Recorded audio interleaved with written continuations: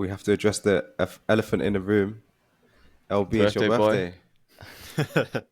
It is. I'm an old head. Happy birthday, Old bro. head. No. Happy Thank you, birthday, man. Big, I appreciate big it. 21 today. 21. Yeah, getting old. Bones are starting to get creaky. Now you can finally drink in the US. Yeah. Oh man, feel 21. Do your audience know your age? Do you ever share your age with your audience? Not. I think some people do. Maybe the people that have been on like the live streams and stuff. Like I'm not bothered about saying it. Yeah. But I don't like. Yeah, I don't say it just for the sake of it. But if people ask, Promote then it constantly. yeah. of course. Put my name. Like the Evan, like 15-year-old producer. Maybe we should start doing that in like 20 years. 50-year-old producer. Still going. That would make sense. I was thinking this the other day. It's Yeah. like you're young, it's good. You can mention your age. You get to like middle age, you can't really mention your age. It's not cool. But then as soon as you hit like 55, 60, 70, if you put like 60-year-old producer, everyone's going to be like, whoa, he's Oh, 60 but he's shit. producing. Definitely, Yeah. definitely. It's like anything because Definitely use there's that that as a old bloke tactic. that plays. I keep seeing this old fella that plays Call of Duty. He plays like a sniper, and just because he's old, it makes it way more like interesting that he's making content. So that could be that's our content strategy then, boys. Playing the long game.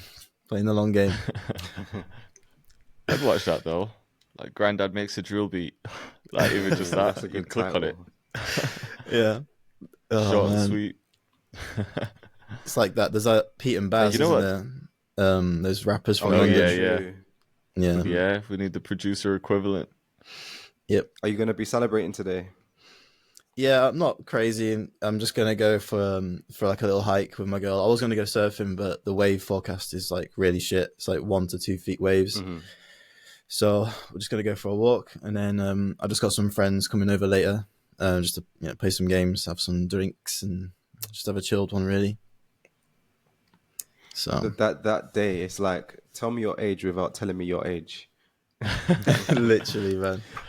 That's how. If he was like 19, it would be like, yeah, I'm going down to the West End, gonna get drunk, blah blah blah. Yeah. Starting at like 10 a.m. drinking for like 12 hours. Yeah, no. When you said games, you missed that important word before it that you told me when I asked you before we started recording. Yeah. Get that one out. Play some board games. What games was it again? Board games, that was it. Yeah. It's really sharing the age. Oh man, what's the next level after that in terms of oldness?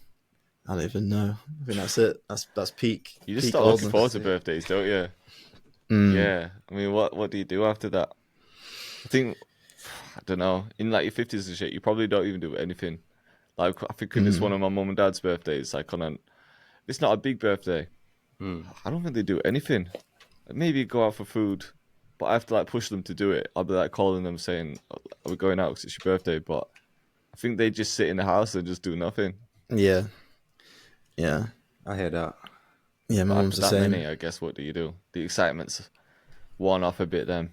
Yeah, maybe just like you said, just the big ages, like a 40, a 50, a 60, Yeah. the monumental ones.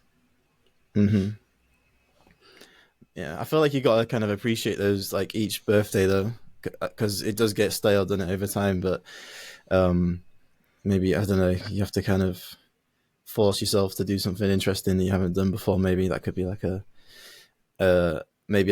routine to do. Like tell yourself every birthday I'm gonna do something that I haven't done before, something random like skydiving or something. Yeah, That's a big one. Yeah, you're right. Would you do skydiving? I'd do skydiving. I Yeah, think I would. Yeah, I'd want to try it just for the adrenaline rush. But I got shook the last time we tried to do it. It was like a while back, man. I was in Canada and me and my cousin wanted to do it. And his wife at the time was like, "You're not going skydiving." To him, she was like shook that he was going to do it.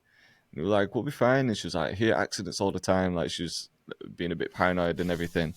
And we were looking online like at the prices and how we could book it and everything. And whilst we were looking, the news came on and 2 people had just died skydiving just as we were talking about it. it was just like man. weird how it just came up in that moment. So then his wife was like, "You're not going skydiving," and then I was just thinking, man, if there's ever a sign, that just felt like a weird sign. Yeah. Like, because I haven't heard anything like that on the news for a while, but in that exact moment we're talking about it and looking for tickets, it just comes on. So that Yeah, was pretty crazy, it. but I think I'll still try it. yeah. I think Have you like done it? Or would you do it? Me? ocean. Yeah. Oh, no, I've never done it. Would I do it? It doesn't really intrigue me. It doesn't call me. I would do it just because it's like one thing it's like another experience to have in life. But I'm not Yeah. that. If I go through life and haven't skydived, I'm really not that worried. Like I'm cool. Yeah, true. What about bungee jumping? Nah, not Oh, that one. fuck that. No, that one's no my chance. limit.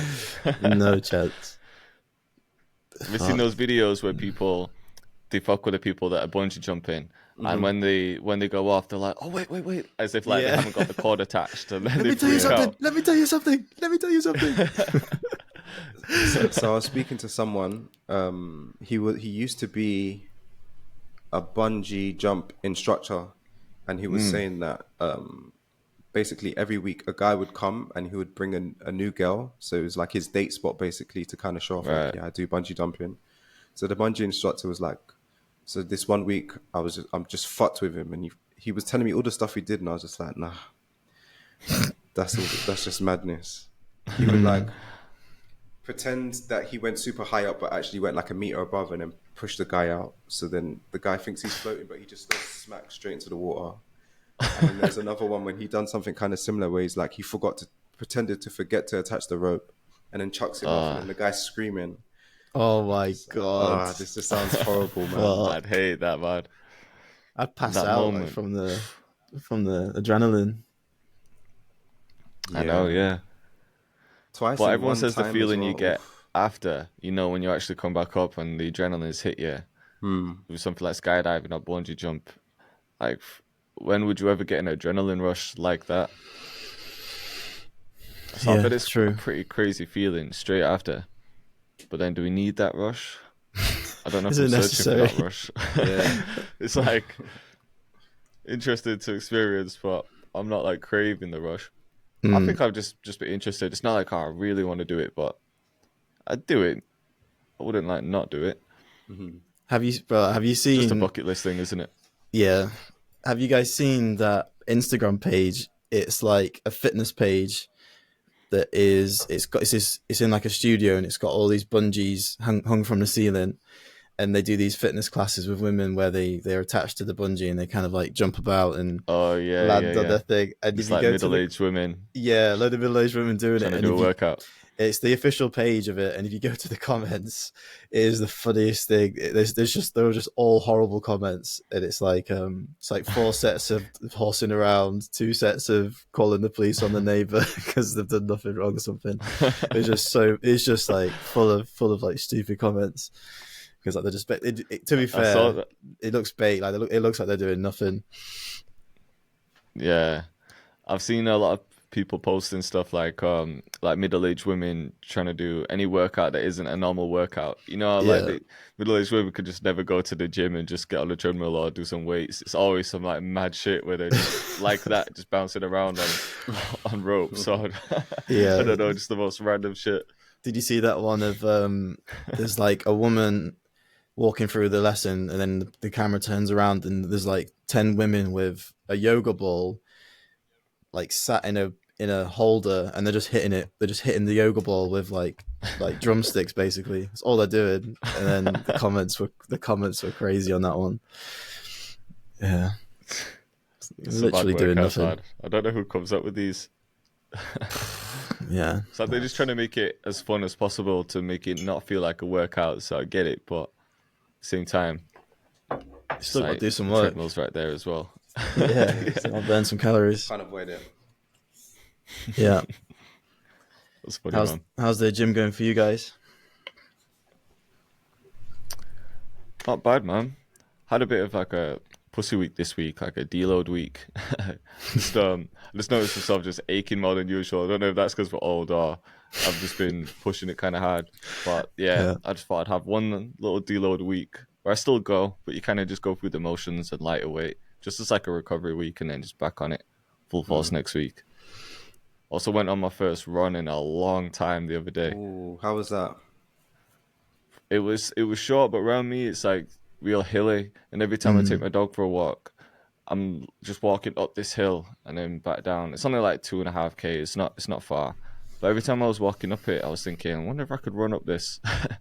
So I asked a girl, and I was like, "Do you want to try run it?" She's like, "No chance." So I had nothing to do on Sunday. So thinking, fuck it, let's just try it. So because I haven't run in ages, and then I did it. It's only 2.5 k, but I was fucked after. I can't lie, just from going like straight uphill and then back down. So I was like, man, I need to step up my fitness, man. I don't do anything for fitness usually, apart from just going on a walk every day. Yeah. I've been seeing running is getting really, really popular. It's all over my Instagram, like loads of run clubs popping up and stuff like that. Oh, really? Yeah. Is that because that guy has just ran the length of Africa? Did you see that guy? Oh, No, I saw I that. didn't know that. Yeah, I saw that. It's crazy as well. Did you see the route he took? To the bottom. Yeah, the whole. But he did it like he did like a from crazy the bottom route to the top. But yeah, he didn't go like as the bird flies. He went from the bottom and then like around the whole coast as well. Like it was longer than what he could have been. So it took him like 350 something days or something. Wow. So that's crazy, like he pretty much did a marathon like every day, didn't he? Was it like over 300 marathons or something? Something crazy, yeah. Something crazy. And I think like I saw a clip of it, and he was like, I think he got really ill halfway through it. Like he was like pissing blood, and like the doctors were telling him to stop, and he was just carrying on, and yeah, he just kind of powered through it. And obviously, luckily, he didn't. That's really intense on your body to do a marathon every day.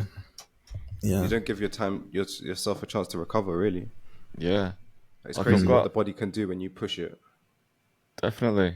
It was just mad because I've got one boy who's really into running, and he's always talking about it, and he does marathons and shit. But when he's got one coming up, it's like all your training goes into that one marathon, and then after that marathon, you are fucked for a while. And then it's all about like recovery after that. And this is just like one marathon, like he's training for months just to lead up to this marathon, and then it's just really trying to recover after that. A lot of like the same with his running friends as well. Like everyone was just saying, like, I don't know how this guy like physically did it, because he's doing a marathon, then the next day doing another one, then another one, and it's just like, how is your body even allowing that? Yeah, crazy, man, crazy. Yeah, I can't lie. Running has been one thing that I've tried many times to get into, but it's just not stuck. I find it extremely boring. Yeah, but it's still something at the back of my head where I'm like, I should probably give this another go just to see what the hype is about. Because I always hear about runners high and stuff like that. I don't think I've really experienced it though. It is good. I think never got after a run for it, but nothing that makes me say, okay, I can't wait to run tomorrow or something. Yeah. I hear that. It is fun. I think once you get into it, like if you can do like a month of running, if you can get through that first month, and then you start enjoying it, then it's good, because like you've got like a good decent stamina, so you can just kind of, you kind of get your technique improves, and your body, you can just run more efficiently, so you can enjoy it a bit more. So I think after that it's good. But I know what you mean. Like, yeah, I used to do it quite a lot through school, and then stopped, and then started again through COVID. But it's just one of them things where, I don't know, I feel like you have to get up super early to do it, or do it late at night. You can't really do it. It's not like the gym where you can kind of take a little break, go lift some weights, and then get back to work. Yeah, it's a weird one. Why is that? I don't know. It's a more mental thing. I think so, yeah. Is it just like a space thing? I think so, yeah. Like if you were, let's say you live in a city, you're probably better off waking up at like 5 o'clock, 6 o'clock, going for a run, as opposed to doing it in the middle of the day where you're just trying to run through people. When I was Laos, where I live, is kind of dead anyway most of the time, so it's not too bad. But yeah, I don't know. Especially in the summer, I love doing it, waking up at like 5 and then just doing it as the sun's coming up, and then kind of get it done before before the day actually starts. Yeah. But yeah. Seems like a nice habit to have for sure. I think so. How are you balancing that with gym though? So I always think I couldn't run before a workout. I'd have to go gym first and then run, I think. Yeah, I'd probably go. So were you doing like At the time, I was just running because it was COVID, and then when I was doing it in school, I was just doing it because I wanted to get fit for basketball. But now I'd probably I wouldn't run every day. I'd probably run like 2-3 times a week, and then lift as well, like normal. I don't think it'd be something I'd do like every day. I feel like it's might have different that fitness is. Like you could go to the gym 4 times a week, but then when it comes to running or even biking or anything, it's like no matter how many weights you're lifting, that just doesn't affect your cardiovascular fitness, does it? Yeah. I think that's what got me thinking, because I was like, yeah, we weight train and stuff, but my fitness is probably not the best.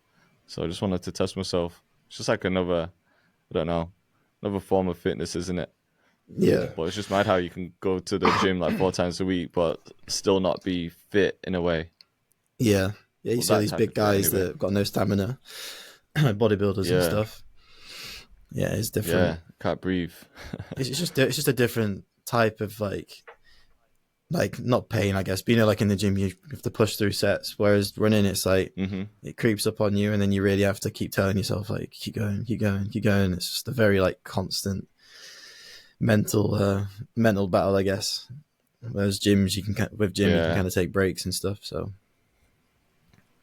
Because I never did it as well, because I always just felt like runners were super skinny, man. I was never trying to get that running physique, long distance running physique. Maybe the 100-meter physique, like Dwayne Chambers, I hate someone like that. Dwayne Chambers, yeah, massive, but yeah. But yeah, I'm not trying to get the Mo Farah look. No. Yeah, man.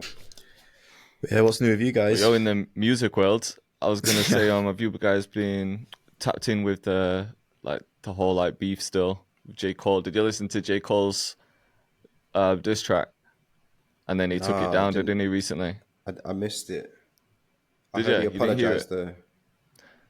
Yeah, it was pretty crazy turn of events. So he put the response track out to Kendrick, and I felt like it was good. Like, it's J. Cole. I feel like whatever he's saying is gonna be good, isn't it? Because he's quite lyrical, but I didn't feel like he went that hard. I feel like when he did it, he was kind of doing it half-heartedly. Like, he wasn't sure if he should be doing it, so he did. I don't think he went as hard as he could have gone. And then when he did it at a live show, I don't know where it was, he pretty much apologized and was just saying he didn't feel like it was good for his soul. He lost sleep over it or whatever, and then he ended up taking it off streaming platforms. So it's been getting a mix of responses, man. Some people are like, yeah, I can see where he's coming from, because it's just not him. Maybe it's just not in his nature to be that guy. And from what he said, it kind of sounds like, why do they have to compete so much? Why can they not just be cool? Why is it all about this competing, him against him? It's why can't we be together? So I feel like he's come at it from a spiritual way, where it's good for him to not do it. But then the other side is nah, this is rap competition, man. He's gone for you. If you're gonna respond, then own it, do it properly, and don't take it down like you've done it now. But then to do it and then take it down and apologize, it's probably the worst. People think it's a bit wild. Yeah, I guess. It's if you really didn't want to do it, just to not respond, just leave it. Yeah. Yeah. He might have had people in his ear being like, bro, you have to respond. What's going on? It's been a week. It's been 2 weeks. Yeah. Stop something. Maybe. I missed it. I wish I got to hear it. I don't know how hard or how weak it was. It'll be on YouTube somewhere. Personally, I do like the rap competition, just because it's a little bit of fun, a little bit of drama. I don't think it's too deep. Nah. Maybe this, like you said, it's not in J. Cole's nature. He seems more like the peacemaker. Yeah, he's grown now. Yeah, he's moved past that. Yeah. So I got where he's coming from. It's But still Really enjoyed Drake just and when trying I to hear heard the it, Drake one. I was gonna say there's still Drake yeah, and Kendrick. They true. can still beef. Yeah, Let J yeah. Cole I be still don't know the if he's gonna yeah reply. The friend in the yeah middle. exactly. Yeah, let J Cole be the mediator, and then let Can't the other pick a two go side. at it. Yeah.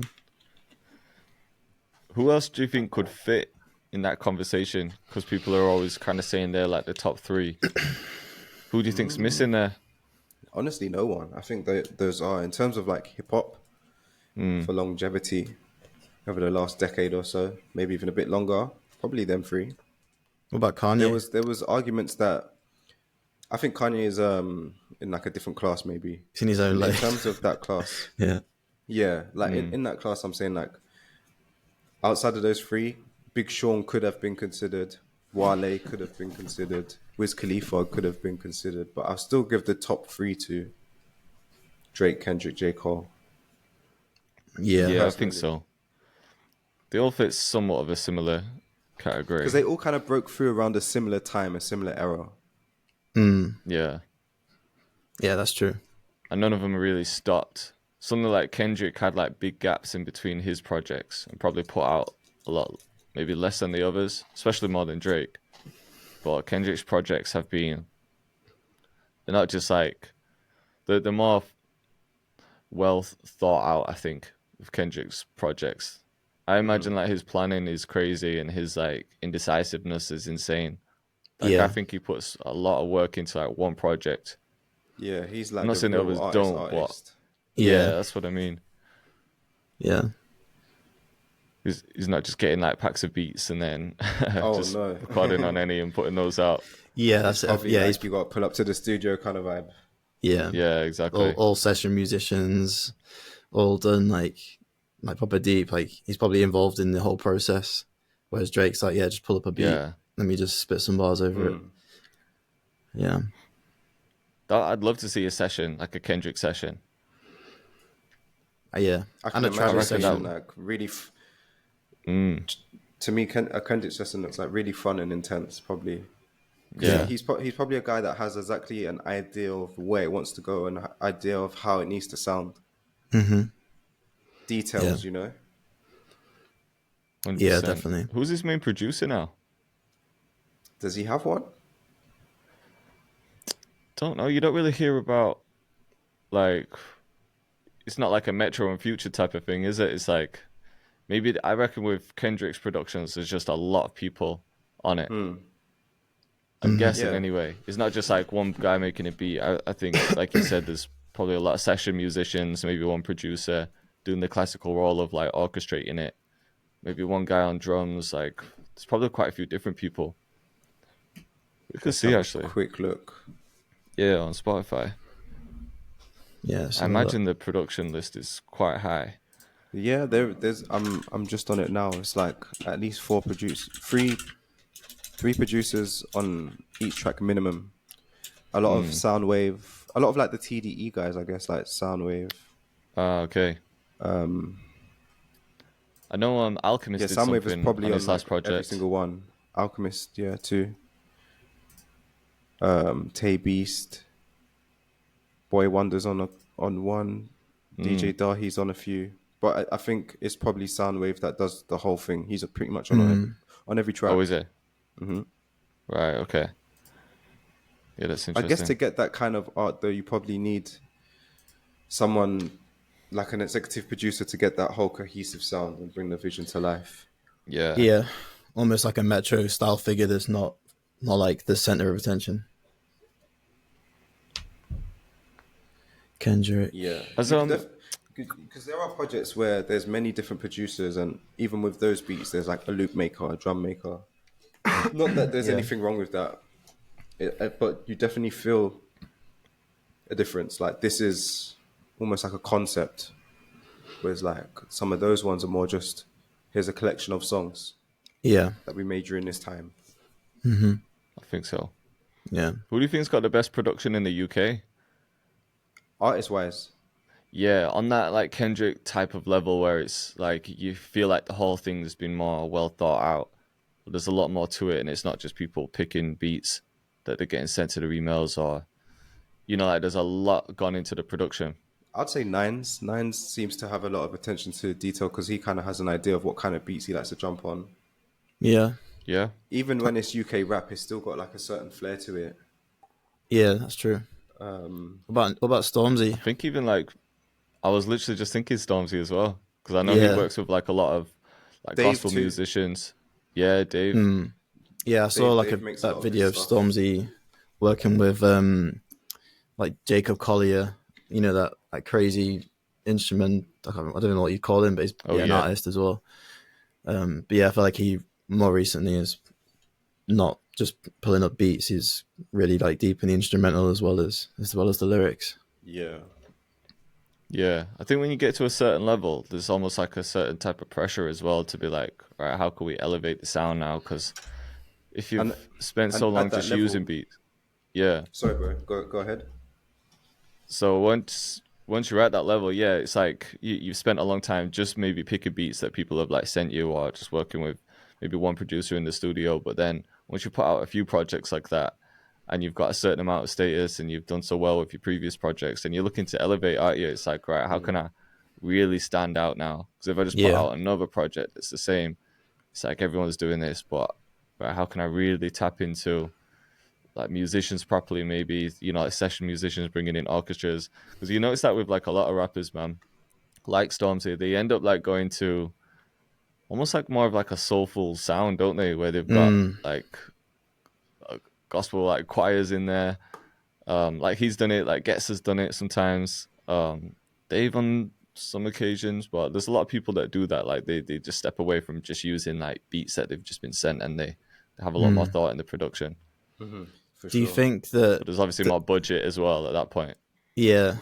Do you think that in itself though can like sometimes cause a bit of separation between like their main audience and like, I don't know, kind of go too far away from the thing that got them there in the first place, if that makes sense? Because Drake still just jumps on, like, he does a bit of everything still. Like, he does do like pop stuff and he does do these big productions, but then he also still kind of has his niches for just jumping on like hard trap beats. I was just going to add to your point. Sometimes it can get to that point where it's like giving your audience what they want versus what you want to give them, like the artist versus the commercial side of things. Yeah. But Kendrick's kind of like an anomaly in this way because his whole brand is almost like being the artist and being almost like a contrarian. Yeah. Like everyone releases music all the time, all over TikTok. Okay, I'm going to take a 5-year break and then come back and just make a huge impact. He's almost like his whole brand is kind of that, if that makes sense. Yeah, no. Yeah, he's got that diehard audience as well, doesn't he? I think it'll be a mix because you'll get like some people, like if you've got like a diehard audience, I think those people will want to see you grow and they're kind of interested to see where your sound goes. But then you have other people that are just like, yeah, I found you for this sound, so I don't want you to change from this sound. Yeah. I think artists struggle with what to do. Like I see a lot of artists post about that because you do have the audience split that way. So it's like people will say, I don't know, maybe they put out a few projects and then they put out like another single, for example.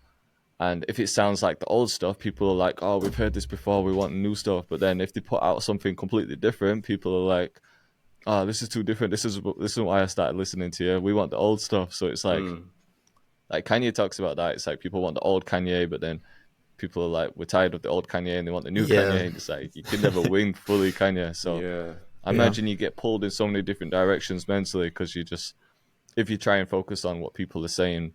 Mm-hmm. Yeah, you can see why he's probably like... Go on, sorry, Ocean. No, I was just going to say, he's definitely one of them. Like, he gave the people what they didn't know they even wanted. Yeah. Like the whole 808s and Heartbreak was completely different to anything you put out, but it 100% worked. But that, like you said, it's definitely not for every artist. Some artists have tried to do that, and it's just like, even I think with the new Yeet album, it was slightly different to what he's done before, right? It was very more intense with the synths and stuff like that versus like his normal stuff is more trappy but with really interesting sounds. Like a little bit more easy to follow. I don't know if you heard his new album. but the drums are I very haven't different. listened And I yet. felt like a lot of people weren't really on it. It's okay for one listen. I know what you mean. Like it's too. I don't know. I appreciate the production on it, but I know what you mean. Like I was listening to it, I was like, I couldn't listen to this on repeat. You know, I listened to it once. I was like, man, this is just way too intense. It was just so crazy, and like the lyrics, you can't even really hear what he's saying. And I don't know. Yeah, it was a bit too much for me. I'll have to give it a try. I haven't It listened is to that good. one. It is good. It is. It really like the. It really just because the name of the album was called like 2093 or something, and Yeah, it does sound definitely like that. futuristic for sure. Yeah, he's definitely captured that vibe. Like the production is crazy. Like it is really crazy. But you'll probably think like, yeah, it's just a bit too heavy. I don't know. It's kind of hard to explain, but yeah, it's a bit too far for me. I definitely feel for artists in this type in that kind of way because there is no like guidance or blueprint. You kind of have to just if it works, it works. If it doesn't work, it doesn't work. Yeah, You know Yeah. what I mean? yeah, pretty Even much. with like the Drake Honestly Nevermind album, which was the dance album, I enjoyed it, but I know people who absolutely hate it and rank it as like Drake's worst album. Yeah, That whole like 360 moves to try something different. Yeah. But then I don't know, maybe 10 years down the line, it will be all these changes, like the Lil Yachty kind of experimental one or the Kid Cudi experimental one. Maybe 10 years, 20 years down the line is when they're going to get their props and be like, man, he was so forward thinking. Yeah, you're right. yeah, It's At like the you need time, to. I don't remember if, because it was like, what, 2008 when Heartbreaks dropped. I can't remember I wasn't really paying attention to what the people are thinking. And social media wasn't really around to hear people's opinions like that. But yeah, Yeah. I can't remember what the vibe was if people's like, oh my gosh, this is so dead. If all the hip hop guys were like, nah, this isn't it. It just sounds weird. yeah, But I think, yeah, I can't remember at that time, man. Because, like you said, social media wasn't what it was today. So I can't even remember, like, the full reaction. But people yeah, yeah, ended up loving it. It's for sure. it's It was known as such a a great monumental project right album. now. Yeah. yeah, And I think people are naturally creatures of habit as well. So I think people's first instincts to be, like, hearing something so different, it's almost like scary for them. So they're like, we don't like this because people just like what they're used to most of the time. But then, like you said, give them some time to actually take it in properly. And then it becomes something different. But yeah, it's funny because you just never win with people, man. It's like on a different scale, but similar to what we talk about all the time with our content. It's like, do we want to try something different? Will the people that found us before still fuck with it? And it's like, I don't know. It's like a constant battle, isn't it, to decide what's gonna Yeah. be And I right for think it's yourself hard and when for you're your inside audience. it. Yeah, definitely. Like it's hard for me to, honestly, it's really hard for me to sometimes give like a really objective answer, but looking at other people's things and being like, okay, yeah, he should definitely make this pivot or he should definitely change this YouTube title and put it to this.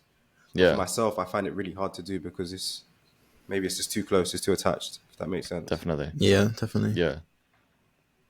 It is good to have that outside perspective, but you got to be careful with who you listen to as well. Exactly. Because imagine someone like Drake just putting out the question to his audience saying, "Should I put out an EDM project?" Imagine how many people would have Said said, no. "Nah." Absolutely not. Yeah. Yeah, But he just I'm thought, just gonna "Fuck it, go I'm to the gonna toilet go with really, my really gut." quick. My bad. All right, cool. I'm bursting. Protein's kicking in. do you reckon? Do you think that back when like 808s and Heartbreaks came out, and like albums from basically albums pre-social media, do you think artists back then, like if they're looking, if you're in their skin now and they're looking back at stuff, do you think they're like, oh man, I missed the days where you didn't have to, well, there wasn't like a gazillion voices screaming at you, like saying, oh, why aren't you making this anymore, or why have you stopped this, or why don't you start doing this? Do you think maybe they missed the times Yeah, where they could just like, it's not even an option to look at social media, and that they could just put an album out and then maybe just pay attention to what the big, like the top media stream, like the newspapers are saying, and what the old school media are saying? Do you think maybe they look back at it and just like kind of miss those days, or what do you think?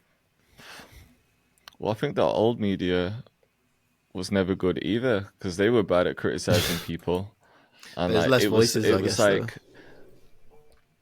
less voices, but it was like a powerful voice as well. Like if you remember, Yeah, like yeah, before like social media and everything like that, it's you kind of just go from news, didn't you? Like our parents probably just went from news. So if they just saw like, I don't know, I'm trying to think like if it's like people talking about newspapers talking about artists or like, well, it would have been blog pages actually, wouldn't it? So yeah, before social media, it would have been like the blog sites talking about artists. But then if you have, I don't know if they preferred that because then that's like who's running the blog page. So if you have an article wrote on your album by a blog site, who's actually listening to that? And if it's just like one guy and it's not his proper taste, and then he's wrote a full article saying that the album wasn't that great, imagine how pissed off you'd be as an artist because it's like, yeah, man, people might love yeah. that album, but because that one guy who's running the blog site doesn't like it, now you're putting that out there as if like the project isn't good. And then because Hmm. people read that headline, like the project's not good, you kind of automatically think it's not good before you've even listened to it. So I don't even Yeah, know if that time would have been better either. I think people would probably prefer it now because now everyone has a voice rather than just those blog sites. But I know if that's what you meant anyway. But then I also think maybe artists on the come up, they might prefer that time because they're hearing less voices talking. But then when you get to like a certain level and you've got like a huge audience, then it's like thousands of yeah, voices all and at opinions once. talking. So then it's kind of hard to focus. So maybe they prefer it on the come up in that sense, where it's like, yeah, just less people giving their opinions because there's less people to deal with. But then naturally, as your audience grows, you're gonna have all these different opinions and people pulling you in different directions. Yeah, So no, that's a good point. yeah, I think the stress will get to a lot of people. Yeah, I guess it's just different, isn't it? It's always going to be there. It just comes in different forms. Yeah, exactly that. Yeah. Yeah. What's new? Have you guys listened to Metro's new project, the new one? No, I Not haven't yet. yet. It just I dropped, haven't. right? Yeah, it Yeah. dropped it like 2 days ago or yesterday or something. Did you listen to it? I listened to a couple, but I think it's a different vibe compared to the first one. It's not as trappy. I think it's more experimental for Metro. Mm. Mm. But yeah, I mean, Sounds interesting though. I think I prefer the first one to the second one. But Any disses on this one? I haven't taken in the whole album, but so far none. But I'm sure there probably will be something in there. Yeah, I'm kind of annoyed because I've just That sounds finished. interesting. Yeah. What kind of experimental are we talking? It was just more like, I don't know, just more light feeling. It wasn't as dark like classic Metro. It was Yeah. more of his new kind of sound, if that makes sense. Just more poppy. Yeah. Yeah, like ambient Because sounds for and Metro, stuff. you want that hard shit, don't you? Yeah, I can't lie, man. When he drops the last album, and there's a few songs on there like GTA type shit. Type shit is probably still my favorite on there. Yeah, yeah. It's just classic Metro, isn't it? It's just, I don't know, something about it. It's just Metro all over. This is funny because this is the exact thing we're just talking about. Like, we want that classic Metro, but he's trying to do something experimental. We're like, no, Yeah, we want old Metro. exactly. Imagine if But Metro just did a 360 and was like, "Nah, I'm making country music now." Can you imagine? yeah, Imagine We'd all be like, "What's going on?" the fuck is happening? Nah, but it was that good would be a though. bit of a mad jump. Yeah, I just did. I've just finally filmed well, kind of a tutorial for Metro's last album, and then he dropped this one. So timing's Yeah. probably terrible for it, but I'll just drop it anyway. Sure, but it'll still be a good time. It's still fresh. The other album as well. People will Yeah, be searching for Metro a lot because of the two projects, so I'm sure it will still pop up. yeah, for sure. Yeah, 'cause it turned out I was pretty saying good. this the other day Yeah, as well. Now that I'm just doing the one video a week, it's like because when you see like a new project drop, everyone wants the tutorial, don't they? Or they want something similar. So I try and act on it pretty quick, but now because I'm just doing the one video a week, I've got to wait like more than a week for that video to drop. Yeah, And then bro. in that time, I see other people drop videos and I'm like, man, I felt like I was first, but I've got to wait until this shit drops. Yeah, yeah. Have you I ever was so late on the switched Heat video as the well. upload schedule around? Like, let's say an album drops and you've got a video ready for that week. Would you ever like rush a video through just so you can get like one of the first uploads for that album? I haven't yet because I've been getting my videos back like a day before it goes live because I usually chop it down myself. Then I send it to someone to chop it down further. Then I send it to someone else to do a little bit of like animation. So it takes like a while for the final thing to come back. So I haven't actually had it like crazy early yet to the point where I thought, yeah, now I'll drop it. I've maybe had it like 2 days before it goes live. Sometimes I get it the day it goes live, so I won't even have the time. Like Yeah, I don't get it soon enough. But maybe. Let's see why not. I've just had that same schedule for like since I started though, with like every Tuesday and Thursday. Now it's just every Tuesday, so I feel like people are just prepared for the Tuesday, so I'm not sure. yeah, that makes sense. Yeah. What else is new with you guys? What Not a is lot. new? Not a whole lot. Yeah, I mean same same week this week. I think I mentioned it last week, but next bundle is going to be Boom Bap, like Yeah. soul / Boom Bap. Kind of, yeah. I still don't know like exactly what direction to take, but all the drums are like live drums, so I know that there's they're being worked on at the moment. So everything will be recorded live in terms of the drums, and then I'll be doing like some heavy processing as well. So I might make it like a mix between like kind of like soulful stuff and boom bap. So like a lot of the loops, there might be like half that are kind of like light and soulful, and then the other half might be like dark. So then if people want to make like that gritty boom bap stuff as well, just to try something different. So it'll be interesting to see how this one does because it's so different to any other product launch I've done. Yeah. But yeah, it's like we're saying When's that before. Do coming? people want me to just do the drill, or are people happy to do the experimental stuff? Same with product launches as well, I guess. Yeah. But should be for probably not until like June. I want to work on like a lot of phrases, like maybe analog lab bank, drum kit, and a couple other bits in there as well. Got a course on it as well, just a mini course. Nice. Oh, you're So yeah, putting a just working on that course at the in moment. the kit as well? Yeah. Okay. Like a mini course or like a proper full-blown one? Yeah, it won't be like the last one I've done. It might be like just like a 10-part like masterclass. Yeah. Yeah, that makes sense. Yeah, that sounds good though. How about you That's a cool boys? idea, just to include a tutorial with it as well, because then I guess you're kind of showing people how to use the kit in a way if they're new to it and want to just try something new. It's like, don't know how to make boom bap? I got you. I'll put you in. I've got you a whole tutorial for it. Yeah, exactly. Yeah. So that Exactly, yeah. advert. So What's that guy's name? I think you did a video for him, Ocean. Nico something. Like, don't know how to make Yeah. chords? I got you. I remember that. I just can't remember the ad, but I remember that bit. Yeah. Yeah. whose ads do you see all the time now? YouTube Premium. Oh yeah, you've got the preview, don't you? I went through a month of premium and then I'm back on normal, so I'm seeing ads again. But I can't lie, I'm signing up for premium this weekend. I got a taste of the ad-free life. It's a game changer. Yeah. Yeah, I've been getting ads for Unison. Unison have released like a community thing, like a private community, similar to what we've done, Jay. I keep getting ads for that, and then what else? I think I'm not really getting a lot of production ads. Really, I've seen your ads have popped up a few times, and then Who? yours, like on Instagram and Facebook and stuff. And Oh, then shit, I didn't even know mine were running. I actually got my Facebook account hacked. Did you? Facebook business account. Yeah. Oh, fucking hell. Again. Jesus Luckily, Christ. I managed to change my Instagram password and my Facebook password, but they still have admin. So I don't know how they got in, but they got into my Meta business portal and revoked my admin access and made themselves admin. So there's 2 random emails in there with admin access. And then they changed my Cactus Facebook profile picture to some trainers, and then they set up some ads for trainers with like a £600 daily limit.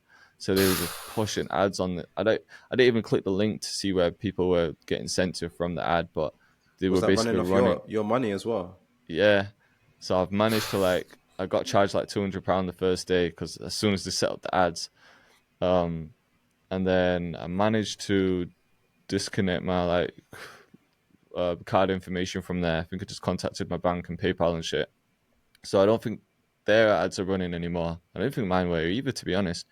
But yeah, I'm trying to like speak with Meta, trying to get it sorted, and they're just saying like, oh, they're just like the excuses they're giving is crazy. I'm like, because I'm trying to explain like, look, this is the email that created the account. Like, this is my email. I can prove I'm me. Like, if you need ID, whatever. And they're just like, you get those generic responses like, oh, here at Meta, we aim to blah, blah, blah. And we're working hard to come up with the right outcome and shit. And then they emailed today saying, let me pull it up. So I woke up this morning thinking, I'm going to get it back now. And it says, basically saying, thanks for being patient. We understand it's important. However, after several escalations and investigations, our team has not reached final resolution. We are closing the case. It's like we haven't reached a resolution, but we're closing the case. We'll close the case. So I still haven't got my account the worst, man, when it comes to customer service. Bro, they're the worst. They're so useless, man. I know. So yeah, that's like twice my account's been hacked, man. I don't know what I'm doing. Fuck, I man. don't know if I've got some virus or something, but yeah, they got into it twice. Luckily, it wasn't my Instagram this time. Like, I never really used my Facebook page, but still, it's like they've set up a fake one. I don't know where they're sending people with those trainer ads. Yeah. And it's cost me money. And I can't access my ad account now either. So that's what made me think when you said you saw my ad. Well, it was when did you actually see it? It wasn't recent. It was maybe like a week, 2 weeks ago. So like, it was when Planet Drill, when you dropped the new bundle. I think I was getting ads for that. Right, then, yeah. But outside of that, no, I don't think I saw anything else. Right. Yeah. I think it would have been like a good few weeks ago. I set them up, and then like a couple of days later, my account got hacked. So I didn't even have a chance to like run them properly and just see how they could perform. Fuck, man. So long. I Careful, didn't even realize people were hacking Maybe I've clicked on something. ad accounts. It's ridiculous. Yeah, it was mad. It was mad. And I felt like this year I've been, after my Instagram account got hacked, I feel like I've been like extra careful, like checking all the emails, like changed all my passwords, like everything. Got 2-factor set up on everything. But yeah, I don't know how they got him. Man, fuckers. God, I miss the days when they were just trying to scam people off of a giveaway. Now they're literally hacking fucking business accounts. Yeah, it's wild. I wish, when that stuff happens, I wish I was like I wish I knew how to hack, because have you ever seen those videos when people hack into the people that are hacking? Yeah. And they'll hack into like a scam call center, and he kind of baits them out with their real name and everything. Yeah. And he'll like say the person who's next to them, like he'll say their name next to them, and like, say the address and everything. Yeah. That is wild. Yeah. I'd love to do that with these guys. Like, I wonder where these guys are in the world who hacked my account. There's like 2 emails on there. Like, I just want to know their situation, like what they look like. Where are they? 10-year-old What's kids. the whole? Yeah, I know. It's my haters. Yeah. It's probably like an inside job. It's like one of us guys hacking in. Imagine. Oh man. Do you know? I obviously don't believe it, but I always think, there's that website that kind of like pirates all of our kits. I can't remember. I won't say the name of it, but oh yeah. Mm-hmm. Yeah. I always think like, what if it's an inside job? What if someone close to us is just taking all our kits and selling them? Yeah, we always send our kits to that group chat. You what? Yeah, exactly. Yeah. What do you say, Ocean? I wonder if people actually go to these sites to buy the kits. They do, because I've had emails from people. I've had emails from people saying that they paid for the kit. I had one situation recently, right, where this guy had uploaded about like more than 10 of my beats to distributing platforms. So he'd literally like not recorded vocals or anything. He'd uploaded my beats to just like DistroKid, and then it was on all the streaming platforms. And then I started getting like content claims on my own beats, like on my type beats. So it's like, what's happening? Because it was like 10 in a row. And then I was trying to like figure out who it was. And then I managed to get in touch with his distributor. I think it was called Root Note or something. So not DistroKid. And then I was like appealing the claims, and then I filed something with his distributor, Root Note, and then they must have emailed him, and then he emailed me saying he thought he could upload the tracks because he bought them. I was like, where have you bought them? Because I didn't have like the matching sales from his email address or anything. And he said he bought a drum kit on that site that we're talking about. So he bought my drum kit on that site, and for some, I don't know why, but I think it had like my beats in it or something like that. And he thought he had the right to upload my beats and collect money through like Apple Music and Spotify and everything. So he was like saying, you need to remove the claim because I paid for your beats, and like, you haven't. Where have you bought Oh them? my And then he told me God. it was that website. So I don't know what like goes on this website, but some shady shit anyway. But people are definitely falling for it, because I've had a couple people email me saying like, "Oh, can you resend me the kit? Because I bought it recently." I'm like, "Where did you buy it from?" And then because I couldn't find the order, and then they've said this other website. So people are falling for it, man. Yeah. It's Wow, crazy. that's insane. Luckily, I haven't really had anyone come to me from these websites. But I did have some crazy thing once where someone was trying to like use me on their Spotify. So they would add me to all their tracks as like a featured artist. So their tracks would get shown on my Spotify. Oh my God. Yeah, that's a mad one, isn't it? Yeah. Yeah, it was terrible, and it took me quite a while. Luckily, it was around a time when I wasn't really pushing Spotify, or just had like one song on there that was getting streamed somehow. But yeah, it was mad annoying. I even had to like contact the guy and be like, "Stop featuring me." What are you doing? And Yeah. then he would Stop read it it. and just leave me on scene for ages. And then I was like, "No, you actually need to stop featuring me now." And he's like, "Okay, all right, cool." Yeah. Was it anything to do with your beats? Like, was he using your loops Absolutely or anything like nothing, that? nothing. No, he was Oh, he just literally featuring just me. Oh, for just fuck's put out a sake. beat and then put you as a feature artist. Yeah, and there's no way that That's I could mad. see it on. I don't think on Spotify you can even accept or disapprove it, right? Nah, you can't. It just comes up, doesn't it? And then you have to appeal it. But even that's pretty long. Yeah, Yeah. that's crazy. I That's didn't Yeah, even that that's is a know. mad crazy. hack. Yeah. Could I put Drake as a feature? That's what I was just thinking. But imagine how much he must get a day. He probably has a team dealing with that. Yeah. Yeah, I think Yeah, so. that's true. Yeah. But smaller artists though, or people that have like a good audience and just on the come up, you could technically just add them as feature artists. Because yeah, maybe if they're with a label, it might flag up. But for just independent artists who are just uploading through DistroKid, technically you could do that. Mm. Smart tactic. I'm not gonna lie. Props to that guy, but it was just so annoying. Yeah. Yeah. My battery died, so I'm just gonna change it.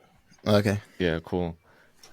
I've had what do you guys think about this, right? So, you know when you put out loop kits, have you because I've had this on Spotify as well where people have like added me on as a feature artist, but it might just be like a brand new producer, and obviously the beat's just like, I'll be real, there's some terrible ones where they've like used my loop, but everything's been like out of key and the beat's just sounding terrible.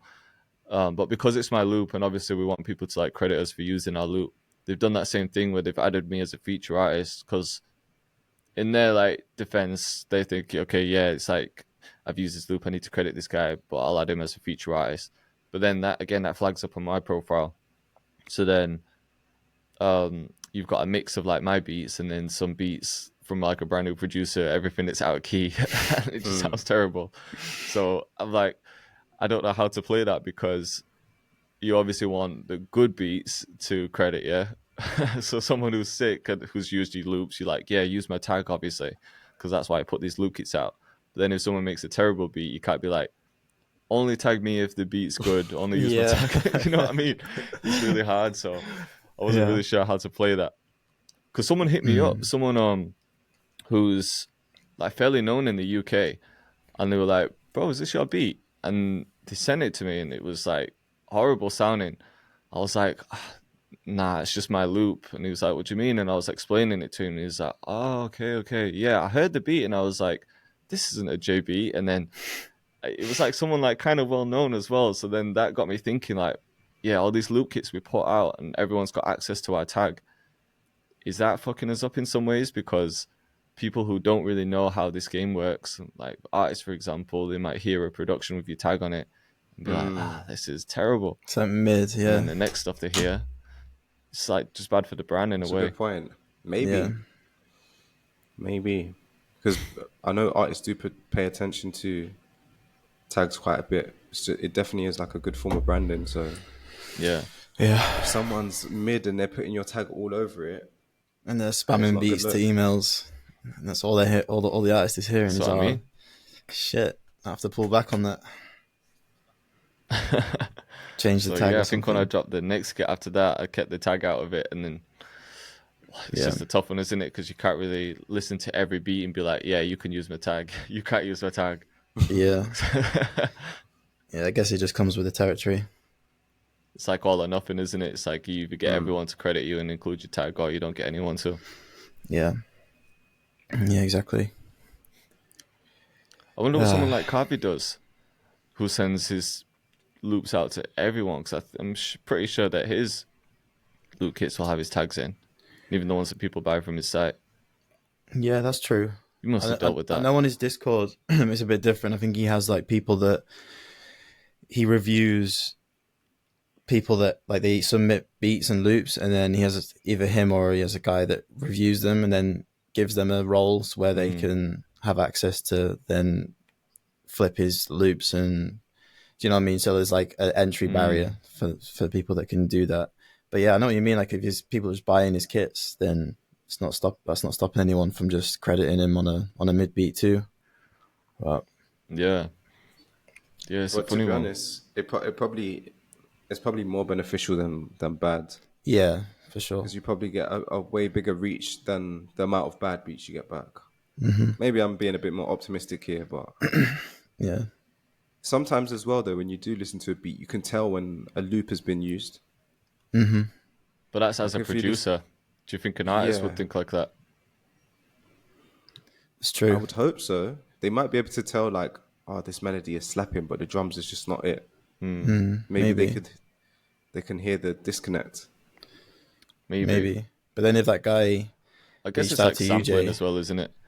if that guy reached out thinking it was your beat when it wasn't, then I guess it Yeah. just depends on the artist. Yeah, definitely. But yeah, like you said, I guess like there's obviously benefits to it, because if I didn't have my tag in my kits, then a lot of like the bigger tracks that have come out, they might not have included my tag. So Yeah. I don't know. It's a tricky one. Yeah, that's true. Guess we'll never know. Just gotta do what we think's right. Yeah, I think so. I Yeah. think so. But it's just annoying when you have to deal with those situations, just like Oceans, when someone's adding them as a feature artist. It's like you don't really want that attached to your brand. Yeah. Yeah, man, it's not a good look. Yeah. Have you seen anything else like that, like sneaky stuff that producers do? Mainly just the copyright claim stuff is kind of annoying. I don't sell beats anymore, but back then when people would get a lease and then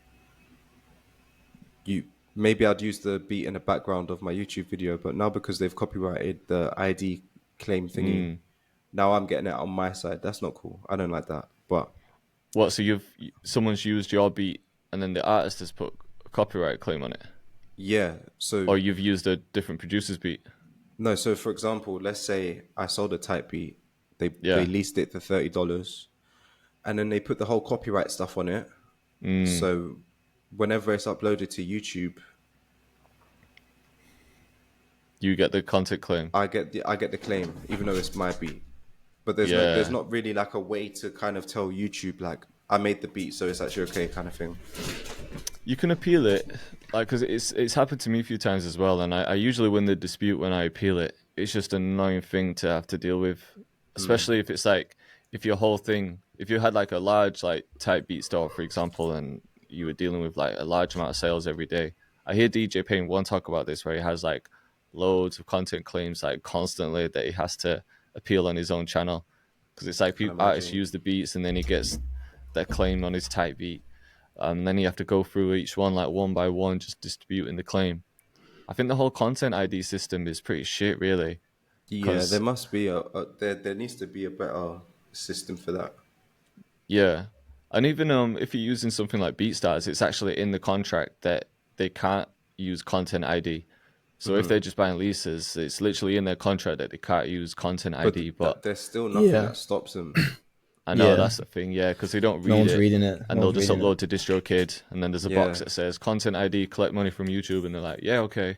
You click that, and then boom, your account gets flagged up. Yeah. But YouTube don't realize that there's different recordings, isn't there? Like there's a beat, and then there's a different master recording with a beat and vocals. They just see it as like one thing when there can be 10 completely different things. Yeah. Yeah. So it's a bad system, really. Yeah. Yeah. There used to be as well. Again, I don't really sell type beats. In fact, I don't sell type beats. But when I did, you know, when you used to tag the beat. So you used to put your beat tag in certain positions of your beat. I think even like Curtis King used to be like this. He used to have a crazy tag in it, which is like, it's you need to buy terrible. this beat. Yeah. Why'd you pay for this beat though? Something like that. Yeah, yeah. So I didn't have that, but I had my tag throughout, and I remember a rapper like cutting up the beat, so all my tags was removed, then releasing it on platforms, and then hitting me up and being like, "Yo, can you promote this for me? Check this out." And it was like, Fuck. wow. The cheek. Wet wipe. Honestly. That's mad. It's crazy how some people's brain works. Yeah. Steal your beat and then reach out to you and ask you to promote it. But there's no thought in that Zero. whatsoever. It's crazy. It's like the next level of entitlement. Yeah. Yeah, that the beat selling game back then was a bit different. It was different. I used to hustle as well, though. I'm not even gonna lie. I used to be sending like 20 DMs a day trying to close people. Yeah, Literally, same. it was like imagine cold calling people and then trying to sell them. That's what it was, Yeah. but through DMs, Yeah. trying to sell. That them. was you like see much back from in it? Honestly, not. It wasn't that bad, especially Yeah. for that time period. I remember one day I must have made like 120, and I was like, "Fucking hell, I can't believe it." And I was Yeah. only through maybe 2 hours, not even that, maybe a couple of minutes in a day, just texting people. And I mean, I did that kind of on a chill day. It wasn't me. Right. I remember like it wasn't that intense for me to go get that sell. But then also you'd have days where, I'd have days where I wouldn't really sell anything. Yeah. Mm-hmm. Yeah, But that I was couldn't like believe that it was working. that was a proper time, At the wasn't it? That was a time, I was proper like, period damn. where like everyone was just on the DM game, like go and link up GRM, Willstar, find artists, DM them, and then just send them a beat pack, and then be like, yeah, you can buy them here, blah blah blah. Just rinse and repeat. To be fair, it did work for a little while, didn't it? I mean, I think it probably still works to an extent, but maybe just the whole approach is a little bit different now. But Yeah, I don't know. I don't know what the beat selling game is like. If artists are really on YouTube, I know artists on YouTube listening to beats, but I don't know if they're buying beats like that. well, I think they are. You know, Artists will download the beat and record until the release, right? Yeah, but I think they've got. There's a guy who's just come into the community, and he's got a pretty big type beat channel. I don't know if you guys have. He's from the UK. He's called KYXXX. He makes like Afro drill beats. Like that's his thing. He was in my stream the other day, I think. Yeah, cool guy. And yeah, he posted like a screenshot of his BeatStars, and yeah, he's getting good sales still. Like the thing that people watch, like the thing that people come to him for is Afro drill beats. He occasionally drops random beats, but they don't do as well. But yeah, in a week he made a good few hundreds, you know, like $700 off of 1 week. Yeah, just through uploading type beats. So I think it is working for some people still. I think you just gotta stick. I think it is. You just gotta stick with one style, because he was saying like Afro drill beats, people lap them up. Like I'm getting hundreds of thousands of views every month just from them. But then as soon as he drops like a hip hop beat or a grime beat, then it's like 10 out of 10. No one wants to view it or listen to it or even download the free version of it. It's just Afro they want from him. You really have to niche down on type beat channels, don't you? Yeah. It's like it's hard, man. Like you have to stick to that one thing like constantly. Like if anyone looks at my type beat channel, that's like not a good example of what to do at all. I just upload like most of my beats that I'm making tutorials and shit there, but there's like drill, trap, like fucking Eminem type beat. There's all kinds of shit there because I just put stuff Are out you for guys people still to listen selling to. beats then on your type beat channels? I still sell some, but it just wasn't a focus. Like earlier, like when I was just starting YouTube and everything, there was like a period where I just stuck to like one keyword constantly, and I remember at that time it was like going all right, but I think because you do have to just stick to that one thing on a type beat channel, it was like, I don't know, it was becoming a bit of a burden because you'd make a tutorial, and then I might be thinking, I need to upload this certain type of beat on my type beat channel. So now in the tutorial, I'm going to make this type of beat. So I just found I was doing like the same thing a lot, and it was just becoming a bit draining. So in the end, I was like, you know what, like the tutorial channel's working a lot more than the type beat one. So let me kind of just treat that type beat channel as a place for people to just listen to my beats. Because I also noticed as well when I was checking my audience, and it tells you like what other channels your audience are watching. Even though like my subscribers were growing up on my type beat channel, I think it was a lot of producers listening to the beats that are coming from my tutorial channel. Yeah. So then I was like, well, the producers aren't buying beats. It was just becoming more of like I don't know, like that type of audience, just other producers listening. So in the end, I was like, yeah, let me just focus on the tutorial channel, upload whatever beat there, and just if people want to listen to it, cool. But I'm not trying to push sales too hard.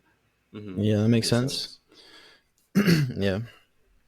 Yeah, I don't know how to think about it at the minute. Do you still upload LB?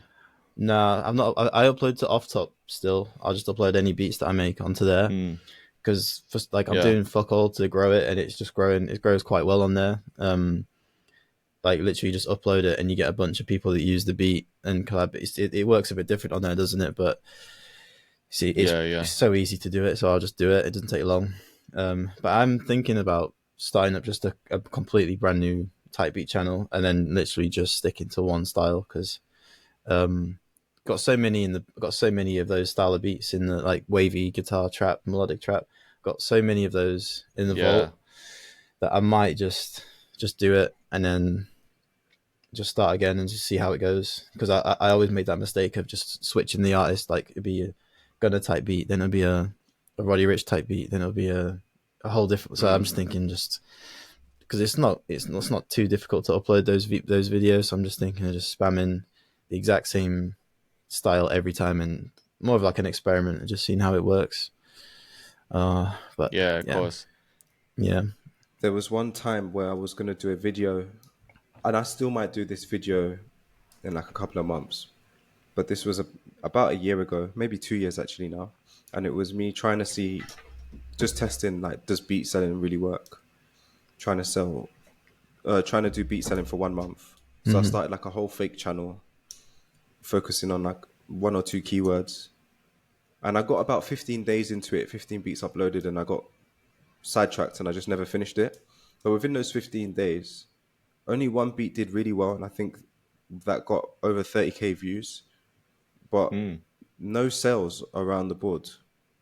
The videos on average probably got between, after the month, maybe like 300-ish views, maybe some hit a K, but only one really stuck out. That's pretty good for a brand new channel. Yeah. But I did notice the comments though were all producers. I think it was one of those tactics was like, if you comment on mine, then I'll comment on yours kind of vibe. But I didn't see any sales from it. But I still think I might try this experiment again I think it's an interesting video. Yeah. Just to see what's possible. I think with those channels as well, they can take years to build up as well. Yeah. Well, I think to get a video hitting 30k views is sick for 15 days. I think with strategy, you got to go for the right keyword, right? 100%. Like something that's not really done too much, but a high search volume. So whoever's kind of popping at the time. Yeah. Do you think it should be an artist name though, or do you think it should be a genre? Because I heard someone talking about this and they're like, it's so volatile with doing an artist because you never know who's going to be around. Man. Yeah, you don't know who's going to be there for the long haul. Yeah, because imagine like that's what I was thinking. Yeah. Imagine 2020, everyone was Googling for Pop Smoke type beats. These when Jewel was first proper banging. Now we're 4 years later, rest in peace Pop Smoke, but nobody's really going to be searching for that anymore. The search term is going to be so low. Yeah, that was how Saint Cardona, who we linked up with at your Yeah. studio. That was his channel, like Pop Smoke and 5 Year Foreign. I guess like 5 Year Foreign is still relevant, but his whole thing, he blew up his channel by doing like the Pop Smoke videos. And to be honest, like when I spoke to him recently, he said his channel like it's still growing, but it wasn't the same as it was then.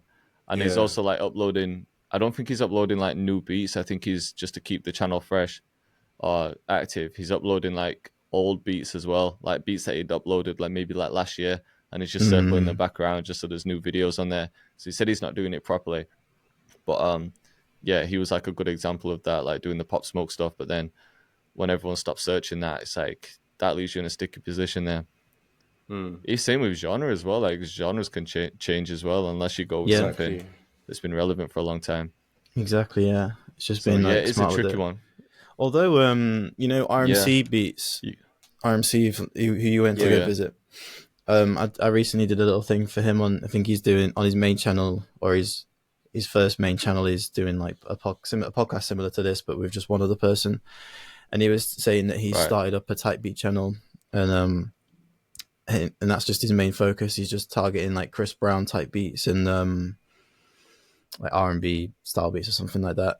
And he said they've been doing quite well for him. Like he's been making good sales from it.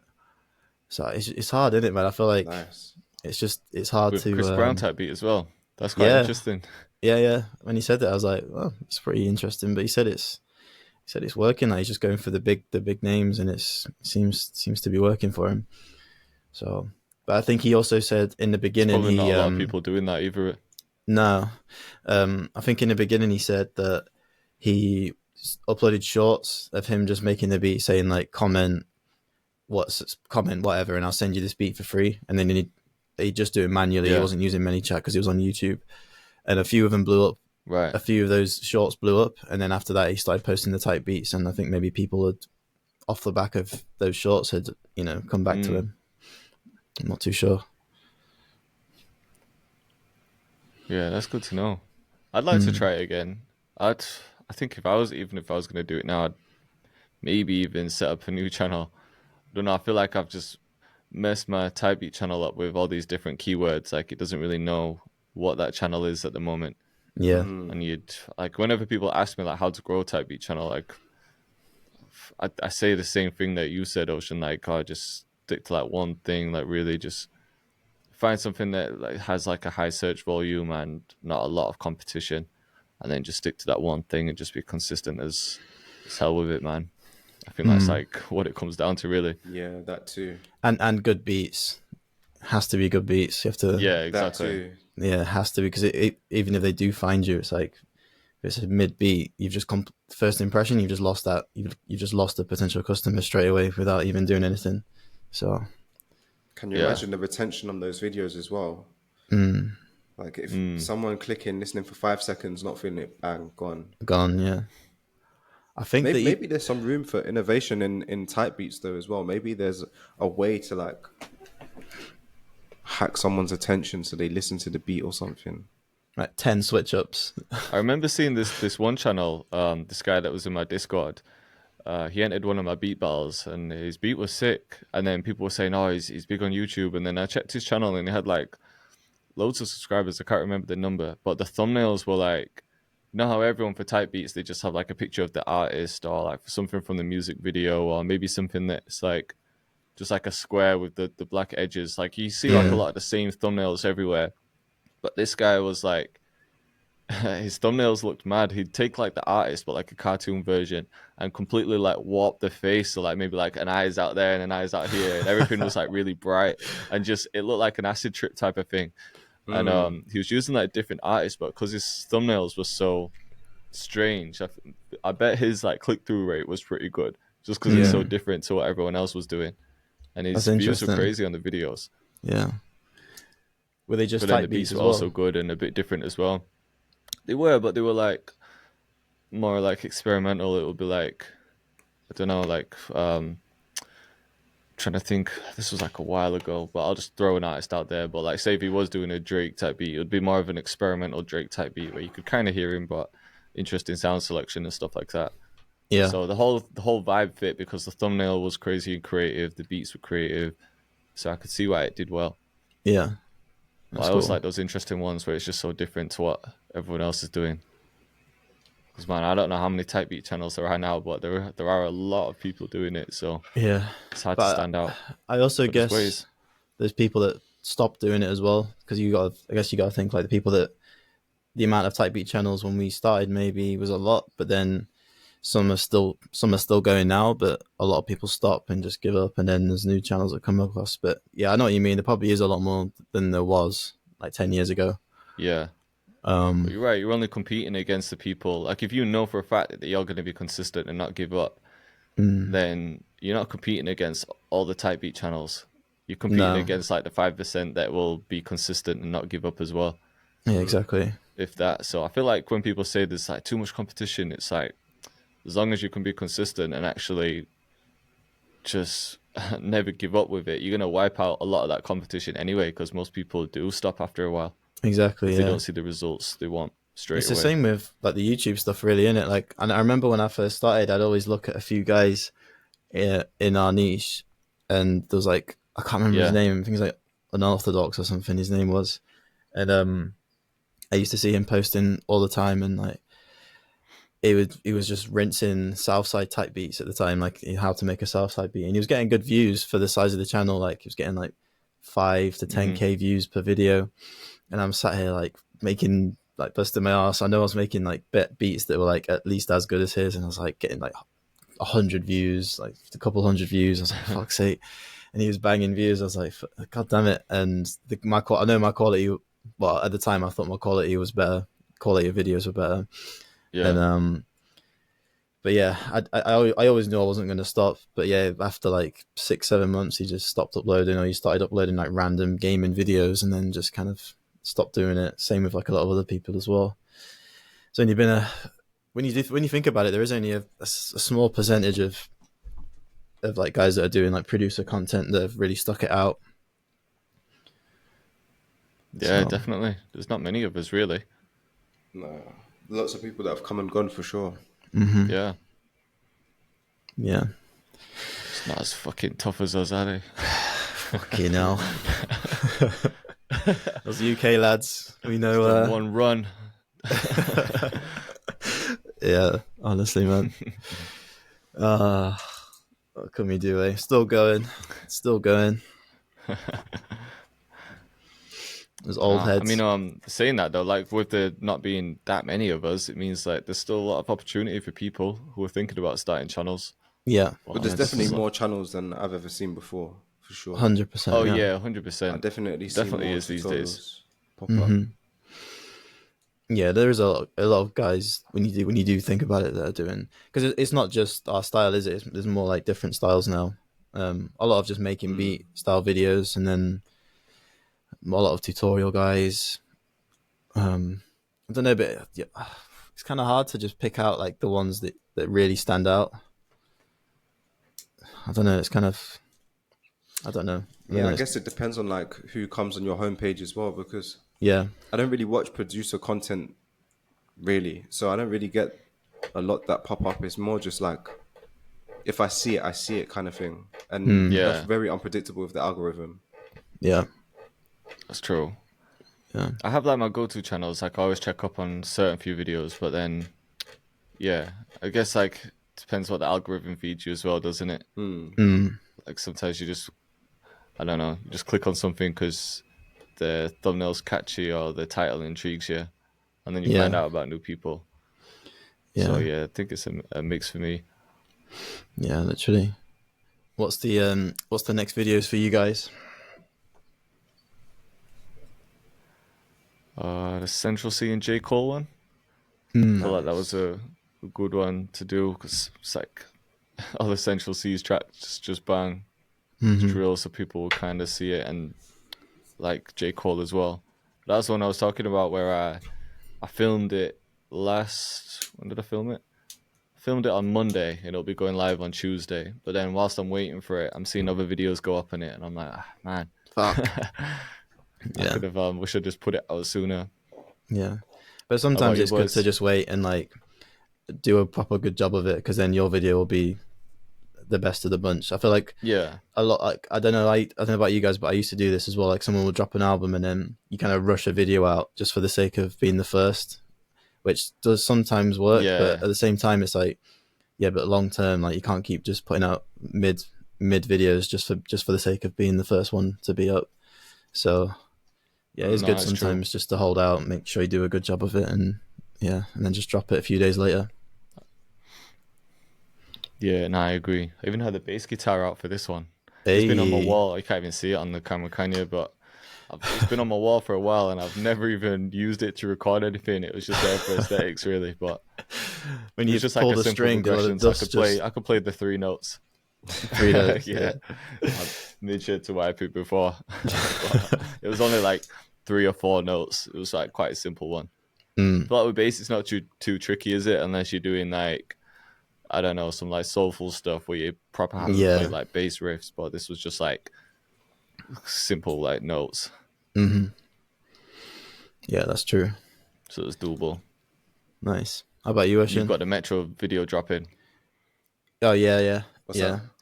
I've just done like a beat for his album, similar to like Type Shit kind of vibes, but I had one of the guys in the community make the loop for it, and then I kind of added a few more bits to the loop, and then added drums, beat switches and stuff. Nice. But I filmed it a bit different. I didn't make it on camera. I made it and then sort of took notes as I was making it, and then kind of filmed it as like more of like a breakdown video, and just like gone crazy with the editing. So just trying it a bit different this time. That's cool. Yeah. Nice, man. What about you, Ocean? What's dropping next?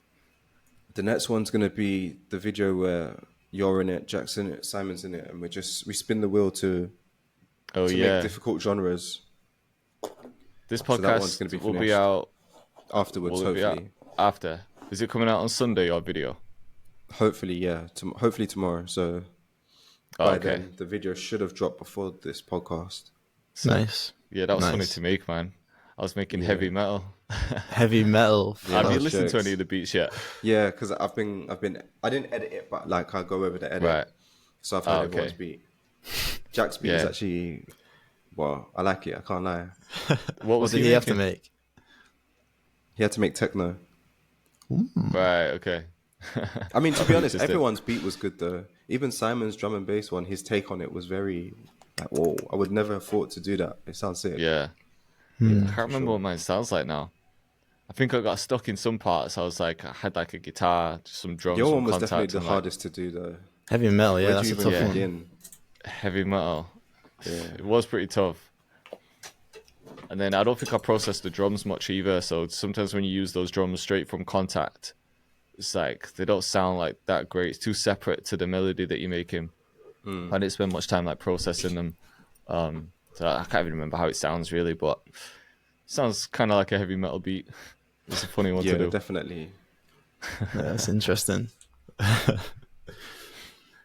Who else? I had to watch like, a few videos before because I just didn't even know the drum pattern. Like, what is a heavy metal drum pattern? When you started, because I was watching it and you started doing it, I was like, I feel sorry for you right now because you're asking these questions like, I don't know what to do. Where do I even go? And I'm like, bro, I can't even help you. I don't even know. Yeah. No idea. Like the drums are so all over the place. Just like, it's just like so crazy. Yeah, it's mad, isn't it?